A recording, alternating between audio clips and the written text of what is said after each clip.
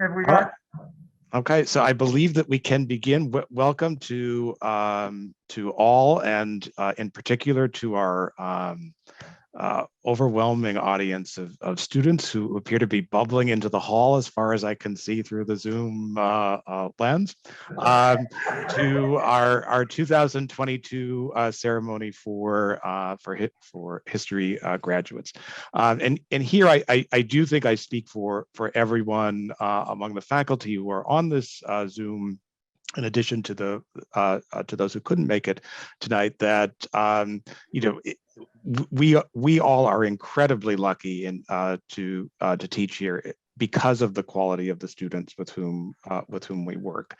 The history major is a wonderful major. It attracts very high quality students, but you all, both here live and those of you who will be watching this on recording, make our jobs so much better. So while we are very pleased to teach you, we are all very sad to see you going as well. But we're also very confident that you're going to make your mark in the broader world, and hopefully when you do, you'll remember the college for having helped you along.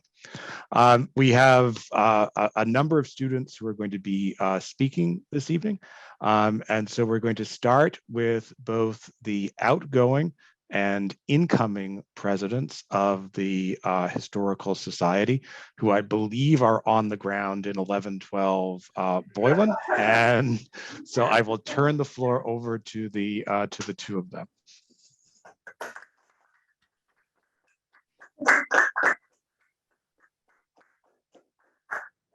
Right on up here. You might as well.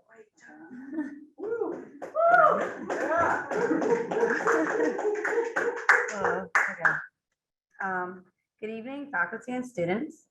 I have been a history major for about 2 years now. I changed my major from business to history, and it was the best decision I made during my college education. When I first transferred from St. John's, I was only taking classes to fulfill the requirements. I didn't enjoy or find interest in any of the business core classes. I realized I was simply floating through college. It wasn't until I took Professor Johnson's America Post 1945 history class that I started to feel excitement about the work I was doing. I quickly changed majors after and continued to find my passion as a historian. Unfortunately, the pandemic began and forced us all inside and completely online. Classes on Zoom was not an easy transition. During these two years, I tried to keep my focus on my schoolwork while remaining calm that the earth was basically on fire. Taking history classes and interacting with the history department during Zoom is what made Zoom bearable. At the beginning of Zoom, I felt completely disassociated from college, but the history department was always there to remind me that there was a caring professor on the other side of the screen. I would not have continued my college education in the middle of the pandemic if it weren't for all the support I received from the department. I always felt seen. I never worried that my professors didn't care about their work or my work. I have found my passion in history because I saw how devoted my professors were in teaching their specialized topics. I hear my friends complain about how the professors are always set to simply fail students, but that is not the case here. Being a history major has helped how I approach social problems and learn how history is presented through objective narratives and truths. I can now approach our world today with the understanding of why it is the way it is. I never thought I would tell my friends and family that I love being a student so much, but I simply enjoy talking about my history classes and the components that are the main foundations of the problems in our society. These issues help me gain a comprehension of how these issues have no remedy. Everyone assumes that you attend college to get a job, which is helpful, but it is also a time where you should be growing as an intellectual student and finding yourself. But being a history major has taught me that it is okay to go after what interests you the most. I thought I would be attending law school right after completing my undergraduate term, but I'm not ready to stop learning about history. So I decided that I will go after my master's in history and further enhance my historical acumen and critical thinking. There's history in everything. No matter how much research has been done on a topic, there's always another narrative to it. I became president of the History Society during the time of Zoom, and it was a struggle to keep the club afloat and gain students' attention. When Robert and I hosted events with a very small student turnout, it would feel as if we would never gain student connections again, and we would remain the only two members. It was not an easy time for the club, but we managed to pull through, and I am very proud of where we are today. This semester has left me in high hopes that the society would only continue to grow from here. I never thought I felt lonely during Zoom University, but this semester has also reminded me how much I simply miss hanging out on campus. I'm so grateful for the friendship that I have nurtured this past semester. The History Lounge has brought me so much comfort as we transition to in-person learning and then the transition of graduating. I still remember walking to the History Lounge and only seeing Micah sitting at a table. but now I can hear everyone laughing from down the hall, and it just makes me so happy. I'm gonna miss everyone dearly. And I want to give a special thank you to Professor Napoli for always being a great support to myself and the society and never losing faith in us. To Robert for his amazing work as editor-in-chief of Clio and for remaining strong during our time in Zoom. And thank you to Micah for having my back this semester and getting students back into the History Lounge. Also to our secretary, Rebecca, for all her enthusiasm and participation in events. I'm so grateful to have been present and know the society is being left in the great care of Micah. Congratulations to everyone. Thank you.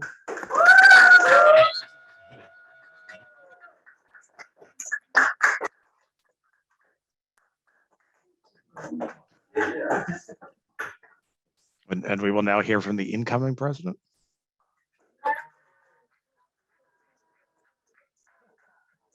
All right, I'm a little tall for the. Okay.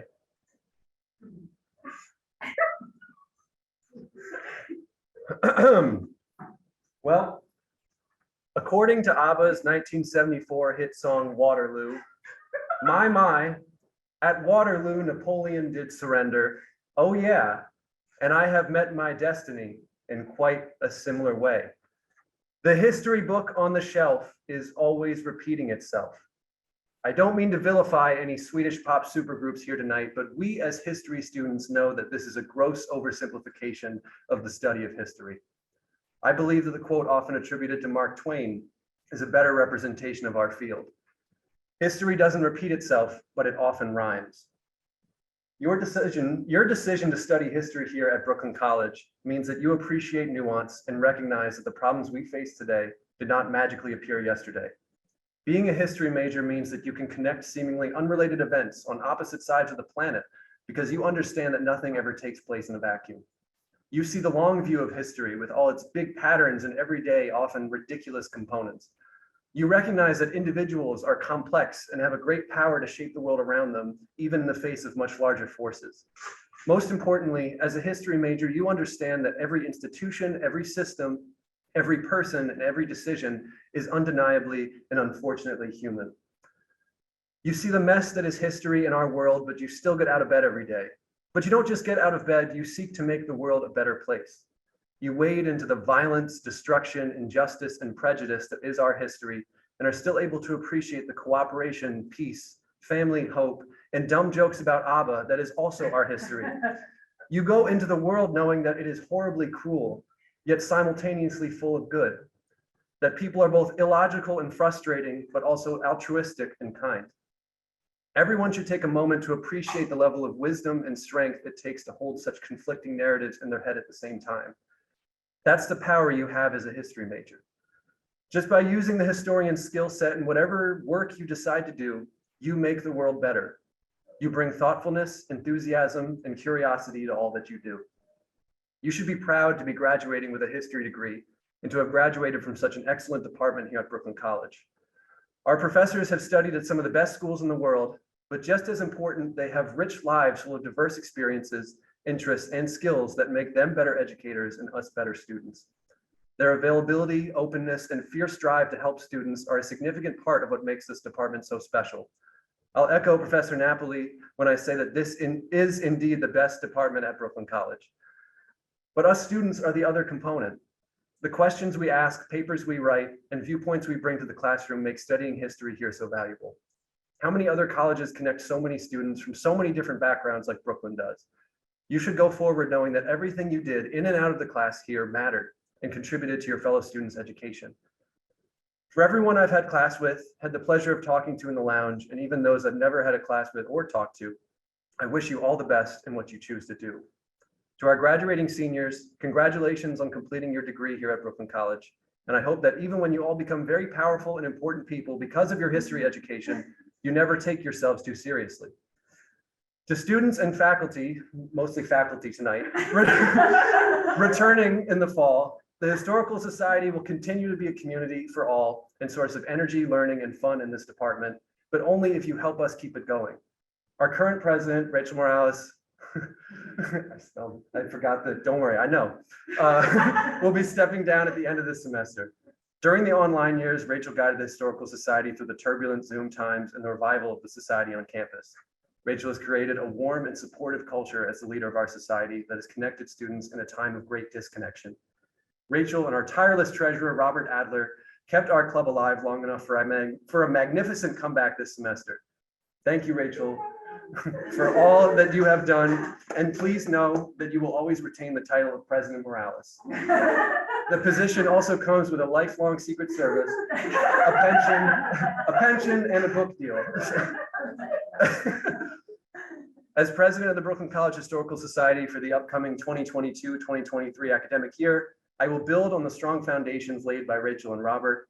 I look forward to another productive year with Robert, our brilliant secretary, Rebecca Gray, and our outstanding new vice president, Rivka Brisky. Our executive board is strong, but our society is only as strong as this department's student community. This fall, our society will be hosting events of all kinds. Talks with professors, lunches, movies, games, and more. Off-campus coffee meetings. We will also be making our society members available to fellow history students as mentors, providing support, advice, and friendship to those who want it. We will closely work with faculty to support our students and understand the barriers to learning. We will publish the work of our student scholars in the next edition of Clio. We will put a man on the moon by the end of this decade. And we will continue to provide a stimulating and creative history lounge for history majors, minors, and plain history lovers from any department. Our lounge is the heart of this department on campus, and when you walk in, you will always find a fellow student who is eager to help you with your work, discuss the world's problems and solve them, complain about readings or essays, and maybe most importantly, you will find students who will ask for your help. And so, my fellow historians, ask not what your society can do for you, but ask what you can do for your society. The more students who come to events and the lounge, the more experiences we get to share and learn from. The more students involved, the more connections we forge that make our community stronger and give us friends for both our college and post-college years. The more students who take the risk and talk to another student or ask for help, the more knowledge and resources we exchange. Friends, students, faculty, we have nothing to lose but our chains. Bring yourself to the department and this society, and I promise that there is a place for you. Thank you.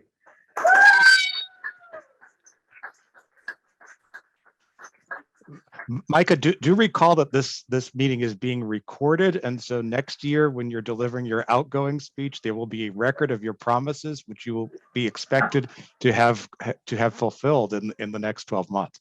I am ambitious. The state of the society is strong. Yes. Thank you very much. It is the custom in this ceremony to also hear from an outstanding graduate. And in this case, we have someone who is about to be a graduate whose reputation speaks for itself, recent departmental award winner, and someone of whom it seems like every professor that she's worked with has just extraordinarily positive things to say. So we're going to be hearing from a member of the class of 2022. Kinga, the floor is yours.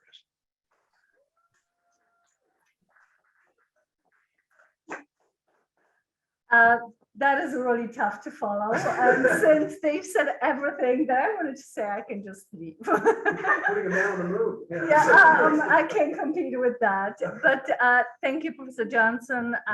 Good evening, everyone. This is a small crowd, but this is kind of right up my alley. And so I would love to extend a warm welcome to all our guests or no guests and family, friends, and faculty present here today. And of course, a warm welcome to the graduating class of Historians 2022. Hi, Francisco. Hi, Rachel. It's an absolute honor and a privilege to be here and speak tonight.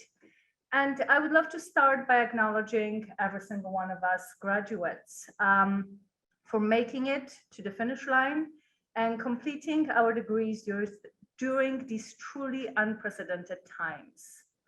I would love to extend our deepest thanks to our family members and friends who supported, cheered, and encouraged us through thick and thin, and sacrificed so much so we can pursue our intellectual odyssey, as Professor Willis always says. To our Brooklyn College community, staff, administration, and dearest faculty, thank you for your unwavering commitment to our success, for encouraging us to be better and to do better. Without all of you, this would not be possible. So we've all been told that time spent in college is transformative. Transformative in regards to personal growth, learning, and self-discovery, as well as by connecting with like-minded people and forming lifelong relationships and community. And there is no question that our particular college experience was indeed transformative, though perhaps not in a way we've had initially imagined. In the past few years, we've been dealing with the fallout from the COVID-19 health crisis, economic recession, growing racial injustice, weakening of our democratic institutions, environmental crisis, and now also an assault on women's bodily autonomy. The long list ensures that the last couple of years have not been easy for most of us, and the lessons we had to learn and master extended way beyond our classrooms.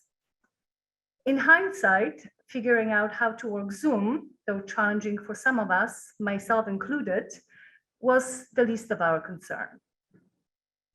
The last few years proved that the way our current system works, or rather doesn't work for most Americans, is not sustainable. As Julie points out in her book on environmental justice, the three richest people in the United States, Jeff Bezos, Warren Buffett, and Bill Gates, own as much wealth as the bottom of the population, which is 160 million people. And that was before the pandemic. Forbes magazine reports that while the vast majority of us and our families struggled to make ends meet during the pandemic, struggled with physical and mental health challenges, with isolation and anxiety, while so many struggle with food and housing insecurity, the number of billionaires in America has actually increased from 615 in 2020 to 724 in 2021. And I think that none of us can uphold the status quo any longer. So even though our time in college might not have been the kind of transformative experience we have imagined or hoped for, while we embark on the journey, I believe that it made us uniquely aware of our society deeply ingrained problems and inequalities. And with this awareness comes the responsibility to bring change, to do better, and to be better, individually and collectively. I wish I could say to all of us here tonight that everything will just work itself out. After all, doesn't the arc of the moral universe bend towards justice? Unfortunately, I do not think we can afford to sit back and wait to find that out. I think it is time to ensure that we bend the arc in the right direction. When I first came to Brooklyn College in the fall of 2017, I knew that I wanted to major in political science. I know, I'm a traitor. I decided to go back to school after the 2016 election, which shook me to my core and convinced me that I cannot be sitting on the sidelines any longer, and I also need to take responsibility for the world around me. Before the first semester, the advisor helped me register for 4 classes, and because I was accepted over the summer, there were very few choices within my major or the pathways that fit in my schedule. So the advisor registered me for a computer science class. Ooh, yes. So one thing about me is that computer science and we don't get along. So before the semester started, I decided to go on a hunt to find a replacement class that would actually interest me and I would actually enjoy. And this is how I end up in my first history class at Brooklyn College with Professor Remy. And not long after, I took a class with Professor Willis. And before I knew it, I declared history my second major. In other words, I was hooked. And I was hooked for two reasons. And I believe that both are crucial to stress if we want to bend the arc of the moral universe towards justice. The first reason is rooted in Indigenous wisdom. As Nick Estes, a citizen of the Lower Brule Sioux tribe and a professor of American Studies, writes, quote, Indigenous notion of time consider the present to be structured entirely by our past and by our ancestors. There is no separation between past and present, meaning that an alternative future is also determined by our understanding of our past. Our history is the future, end quote. I think all of us here intuitively know that history is not something in the past, but that we embody it and carry it with us into the present. And therefore, we cannot understand our current circumstances without understanding history. And more importantly, we cannot create a better future until we honestly and genuinely reconcile our past. The second reason I was hooked on history relates to people that make our department so special. And I am sure that all of us here will agree, as Micah said earlier, that the department attracts the best students, Brooklyn College students, and that most of us actually are drawn to study here because we have the most incredible faculty from the entire school. But what we really have at the history department is not just a collection of great people. We have a community that is supportive, caring, while also holding each other accountable. And I am convinced that if we want to see a better days ahead, we need strong communities in all areas of our lives. So rather than chasing the elusive concept of the American dream that pins us against one another, that fosters unhealthy competition, a zero-sum game mentality, and glorifies socially harmful and toxic wealth accumulation, let's focus on the strength and the quality of our communities. A few weeks ago, I got a fortune cookie with a message that read, quote, "A different world cannot be built by indifferent people," end quote. I think this simple message perfectly encapsulates why communities are so critical, because by definition, there is no room for indifference within one. Years ago, James Baldwin wrote, quote, "The place in which I will fit will not exist until I make it," end quote. Together, let's create a place where everyone will fit and belong. Thank you.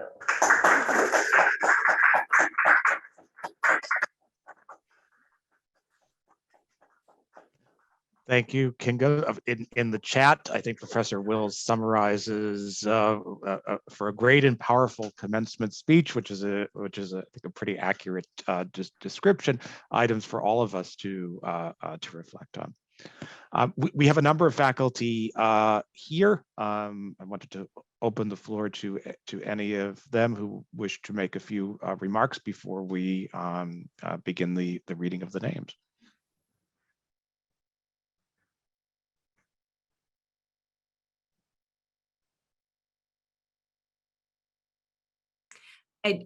Oh, go ahead, Bridget. Professor O'Keefe.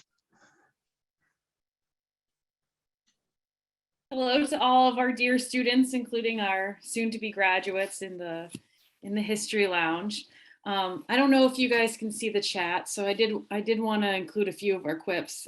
One, Micah, I firmly do believe that in all of human history, if anyone could complete a 5-year plan in 4 years, it would be you.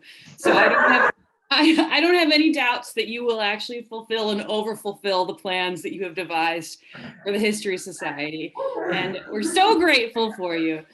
But we're grateful for every one of you in the room. We're also grateful for the students and the soon-to-be graduates who are not here with us today for precisely the reasons that Kinga so beautifully and so powerfully articulated in her speech. But in general, all I really wanted to say, I will keep it brief, is hearty congratulations. Thank you for being awesome.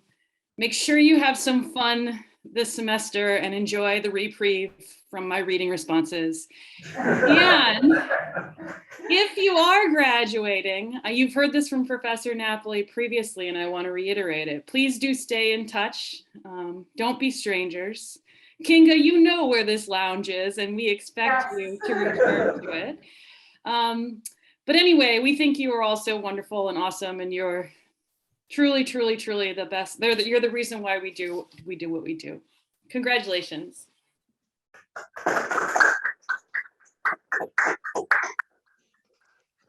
Professor Wills. Professor Mancia. Go ahead, Professor Wills. All I wanted to say was that you guys, what you have just said is the best, recruitment speech, but also like pep rally speech or whatever that we could ever possibly put anywhere. So I'm just making very verbal to Professor Napoli and Professor Johnson that we excerpt those speeches and just make memes of you guys saying things and just plaster them all over everything. I mean, and not just our accounts, right? To take over the Brooklyn College account and to sort of reiterate over and over and over again everything that you guys have said, because you've defined so well, not just why we do history, but why we learn and why we go to college. And so I'm just so thankful to hear your words. And I hope that you spread the gospel of these words to everybody who you come in contact with. Not just so you convert all the business majors and political science people the way that Rachel and Kinga were converted, but so that you just remind people that their electives at college are for this, right? And that their subway rides in the future to their jobs are for this mind expanding, are for this arc bending, whatever, right? So thank you guys for continuing to inspire us. And to continue to motivate us to write what we write and do what we do and give you reading responses, et cetera. And I'm going to hand it to Professor Wills. I'm going to be really short, but I would like everybody who's with Professor Napoli on campus to come in front of the camera with him so we can see all of you. You're kind of at oh, there we go. My apologies. Hi. I just want to say thank you for being the best community, not only at Brooklyn College, but most definitely in Brooklyn, the US and the world. We are so lucky to have you as students. Every single semester is a surprise, mostly good.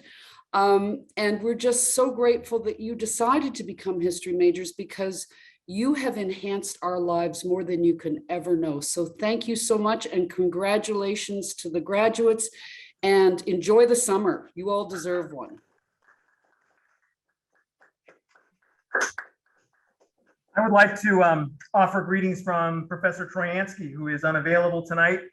I asked him to write a couple of lines, and he wrote, "Congratulations to the class of 2022. You began your college years in relatively normal times, and we got to know you face to face. Then together we dealt with the most extraordinary and lengthy challenge we faced in the classroom, trying to teach and learn and converse via Zoom, getting to know each other in the chat, but always feeling distanced. I actually learned to use Blackboard for more than just posting a syllabus and a few documents. Who knew," he said, "this old Luddite could do that." Anyway, we got through it, and you helped us get through it, and you have returned to campus to finish your college careers. In some cases, we first met you online, so it was wonderful to have students show up in class or stop by the office to introduce themselves. It's been great to hear students through my office walls, he says, conversing in the history lounge. Yes, I could hear you. No, I didn't hear anything embarrassing. I've been congratulating college graduates every year for several decades. But you guys deserve an extra salute for what you overcame. Take the time to celebrate, move on with all you've gained at Brooklyn College, and keep in touch. So it says.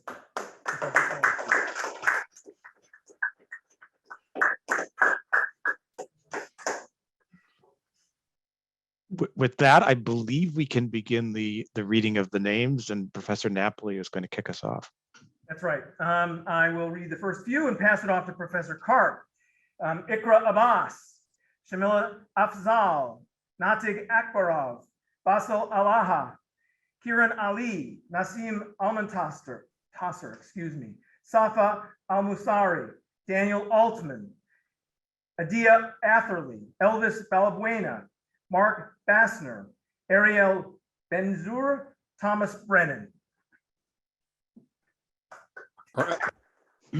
All right, and congratulations to Stephanie Caceres Toledo, Justin Carlson, Armando Cataldi, Maisha Chowdhury, Matthew Coco, Clinton Cole, Daniel Collins, Justin Costantino, Eric Correa, Joseph Donardo, Felicia Emmanuel, Ian Ezinga, Angelica Farah, and Dana Fitzpatrick. And now Professor Banerjee, is that who's, I can't remember who's next. I don't think I'm scheduled to read. I don't All right. know.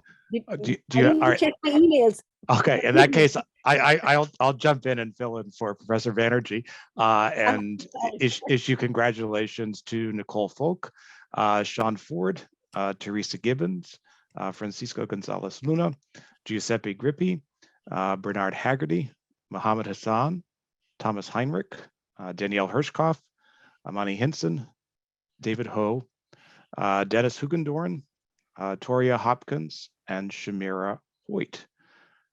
And with that, turn it to Professor Rosen. Congratulations to Christopher Huth, Alexandria Janovic, Christos Koukouros, Demir Kamalov, Nicholas Kamarik, Valerie Kamener, Elizabeth Kushner, Kabir Lambo, Boris Lamro, Sonia Laurong, Kanadia Lushin, and Nicholas Macwasek. Okay. I will take it another step further. So congratulations to Isa Malik, Fernando Martinez, Anicia McCall, Kevin Mino, Rachel Morales, woo! Matthew Mort, Fernanda Mosseri, Elda Mujaj, Jean-Michel Mutore, Danny Norde, Francisco Anton Nunez Espinoza, Joshua Paulino, Ruth Deborah Peer, and Gloria Pereira Camina.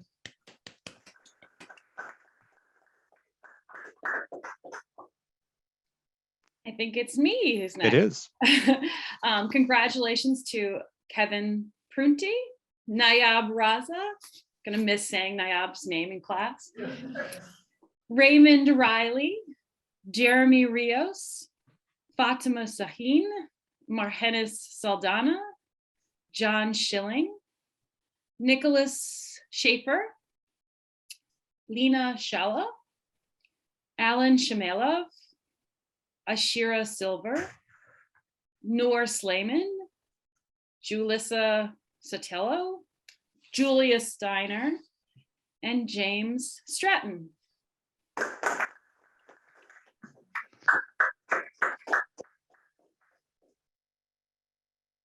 Professor Wills.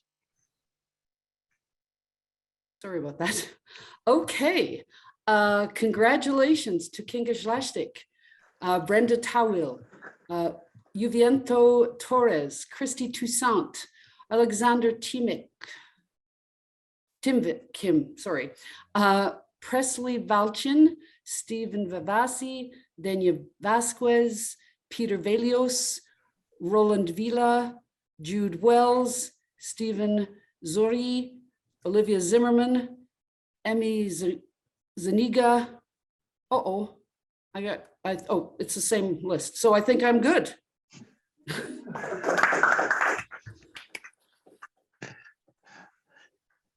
This is the section of the program where we generally open it up for remarks from the audience. We have heard from many in the audience already, but anyone in the audience who would like to say a few words, the floor is officially yours.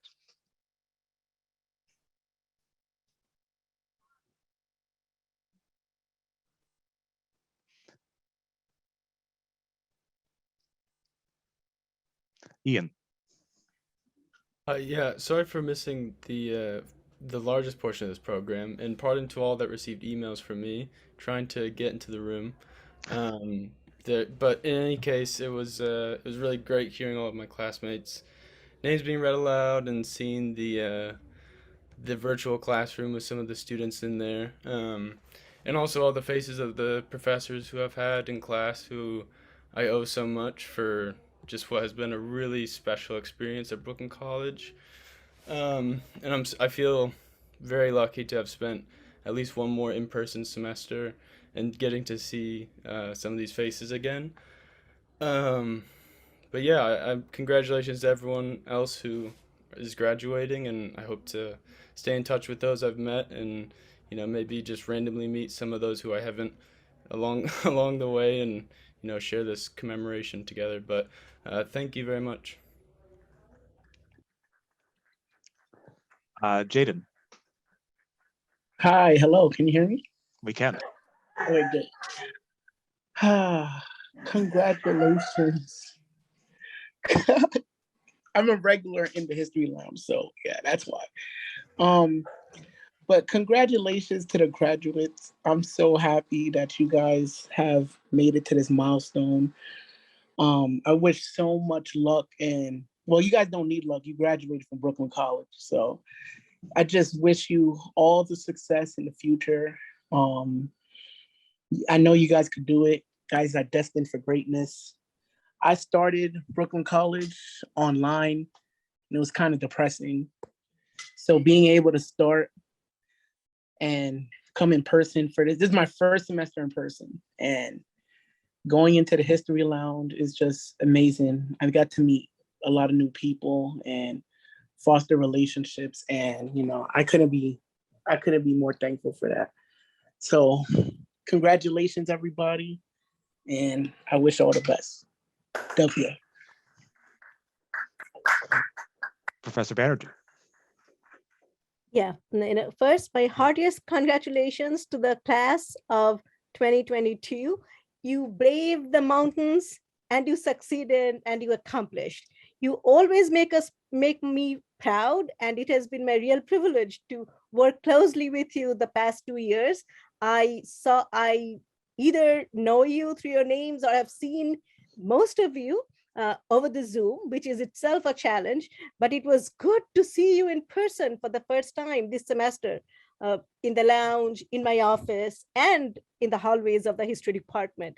I also apologize for not checking my email. Ian, please, apologies for not sending you the link on time. I did not open my email until Professor Johnson, announced my name to read the list.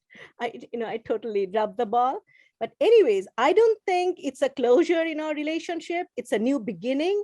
So while I'm saying bidding adieu to you, but I look forward to crossing paths and seeing you in the near future. So congratulations to all of you.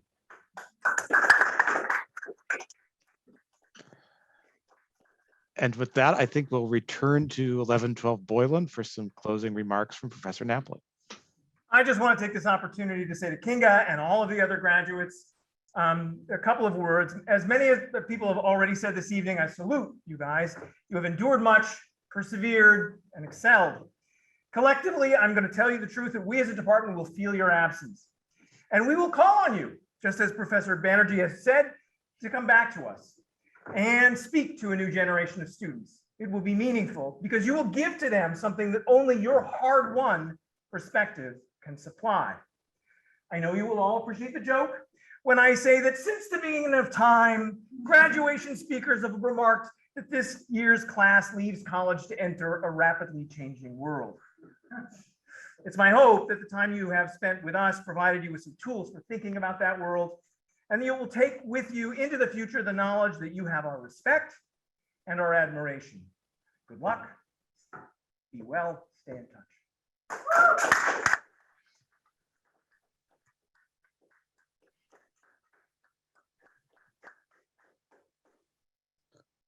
And with that, the 2022 History Department graduate ceremony officially comes to a close. Those of you who are attending commencement, have a great time, and congratulations from all of us in the department.